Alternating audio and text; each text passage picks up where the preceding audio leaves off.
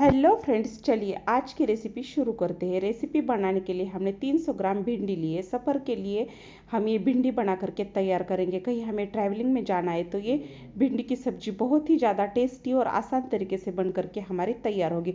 उसके लिए हमने 300 ग्राम भिंडी को पहले से ही अच्छा सा 3 से 4 बार पानी से वॉश कर फैन के नीचे इसे मैंने 1 से 1.5 घंटा सूखने के लिए रखा था। अगर आपके पास टाइम नहीं है तो आप सिर्फ इसे कपड़े से ऊपर से पोंछ सकते हो, पर इसमें एक भी बूंद पानी की रहनी नहीं चाहिए।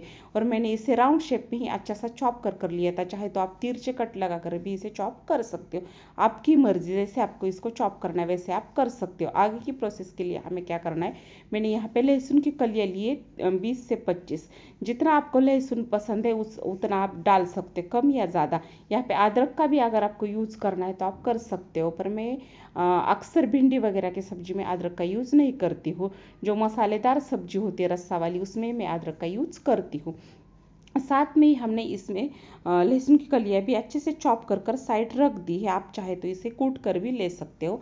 साथ में हमने बड़े 3 चम्मच मूंगफली ली है। मूंगफली को मैंने एक बार पानी से धो लिया था, क्योंकि मार्केट की मूंगफली मैं धोए बिना यूज़ नहीं करती। और अच्छे से हमें यहाँ भूनना है। यहाँ पे कम से कम 7-8 मिनट इसे भूनना पड़ेगा, क्योंकि एकदम ड्राई कर लेनी है।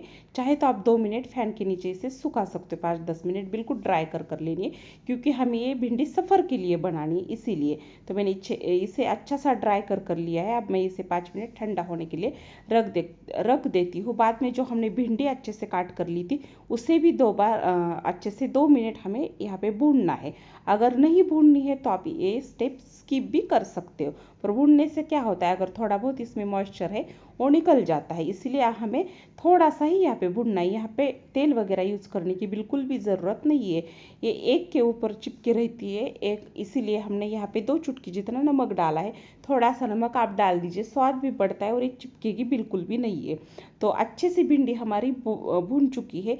ये भिंडी ज़्यादा से ज़्यादा ही हमें बनानी होती है, क्योंकि ये बनने के बाद कम ही होती है। तो मैंने इसे अच्छा सा भून कर प्लेट में निकाल लिया है। आगे की प्रोसेस के लिए मैंने यहाँ पे क्या किया, नाश्ते के चम्मच से सिर्फ 2 चम्मच बेसन लिया है। यहाँ पे 2 से 3 चम्मच बेसन आप 300 ग्राम भिंडी के लिए यूज़ कर सकते हो। तवा एकदम गर्म है, इसीलिए मैंने ऑफ किया था गैस को और अच्छे से भून लिया है, क्योंकि बेसन को भूनने के लिए ज़्यादा टाइम नहीं लगता। यहाँ पे आपको अगर दालिया वगैरह आपके पास है तो वो भी भुने हुए होते, उसे आप ऐसे ही मूंगफली के साथ पीस सकते हो। वो भी बहुत बढ़िया ऑप्शन होता है इस भिंडी को बनाने के लिए। तो मैंने सारी ही चीज़ें यानी कि बेसन और मूंगफली मिक्सर जार में डाल दी। इसमें कुछ सूखे मसाले डालने। सबसे पहले मैंने 2 चम्मच कश्मीर रेड चिली पाउडर डाला है घरेलू। साथ में धने जीरे का पाउडर 2 चम्मच डाला है। साथ में ही मैंने यहाँ पे थोड़ा सा कसूरी मेथी का यूज़ किया है। साथ में टेस्ट के अकॉर्डिंग हमें नमक डालना है इसमें ही, और मैंने हल्दी भी डाली है। यहाँ पे मैंने फिर से थोड़ा सा साबुत वाला जीरा डाला है। चाहे तो हींग भी इसमें ही आप डाल सकते हो। अगर गरम मसाला आपको पसंद है तो गरम मसाला भी डाल सकते हो, पर अक्सर भिंडी में कोई भी मैं मसाला यूज़ नहीं करती हूँ। जब भी घर पे भी बनानी है खाने के लिए तो भी मैं मसाला कुछ यूज़ नहीं करती हूँ, क्योंकि इसका नेचुरल जो स्वाद होता है वो टिका रहता है। अगर हम कुछ भी मसाला यूज नहीं करेंगे एडिशनल, तो इस बात का भी आपको ध्यान रखना फ्रेंड्स ज़रूरी है। साथ में ही मैंने तेल गर्म होने के लिए रखा था, और तेल में हमने 2 बैचेस में भिंडी को अच्छा सा फ्राई कर लिया। पहले हमने इसे भून कर लिया था, पर फ्राई करना ज़रूरी क्यों है मैं वो बताती हूँ। क्योंकि हमें ये सफ़र में ले जाने के लिए बनानी है, तो हमें इसे अच्छे से फ्राई करना तेल में ही ज़रूरी है।